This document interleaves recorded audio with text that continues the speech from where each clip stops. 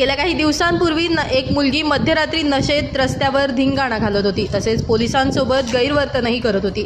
या घटनेनंतर जागोजागी बार आणि कॅफेवर छापा टाकण्यात आला।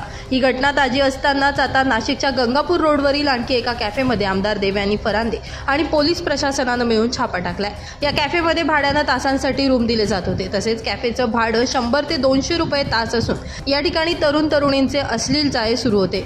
ही माहिती आमदार देवयानी फरांदे यांना समजताच त्यांनी या कॅफेवर छापा टाकला।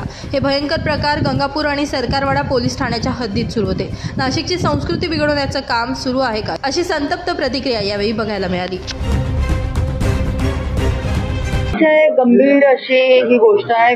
नाशिक शहरामधलं गंगापूर रोड विद्याविकास सर्कल जो अतिशय नावाजलेला भाग गणला जातो, त्या भागामध्ये मुरली कॅफे नावाचा हा कॅफे चालू होता आणि त्याच्यामध्ये मुला मुलींना कपल्सला जवळपास भाड्याने काही तासांसाठी काही भाग ह्या हॉटेल्समध्ये दिला जात होता। मला ह्या गोष्टीची मला कळल्यानंतर मी ह्या ठिकाणी धाड टाकली आणि त्याच्यामध्ये मला अतिशय वाईट अशा गोष्टी ह्या ठिकाणी आढळून आल्या। नाशिकची संस्कृती बिघडत आहे।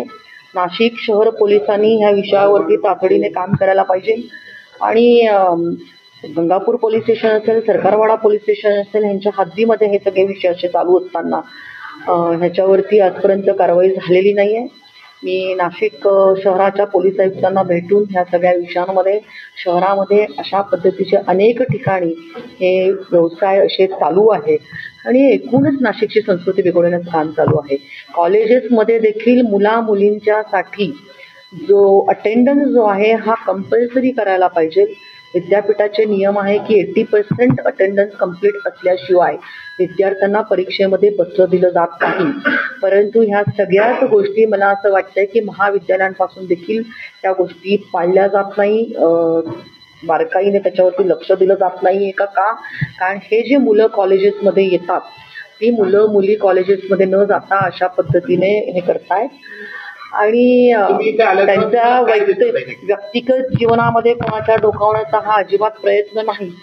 त्यांना त्यांचं अभिव्यक्ती स्वातंत्र्य निश्चितच आहे, परंतु अशा पद्धतीने कॅफे चालवून ही शहराची संस्कृती बिघडवण्याचं काम चाललंय आणि ह्या भागाला देखील गालबोट लावण्याचं काम चालू आहे।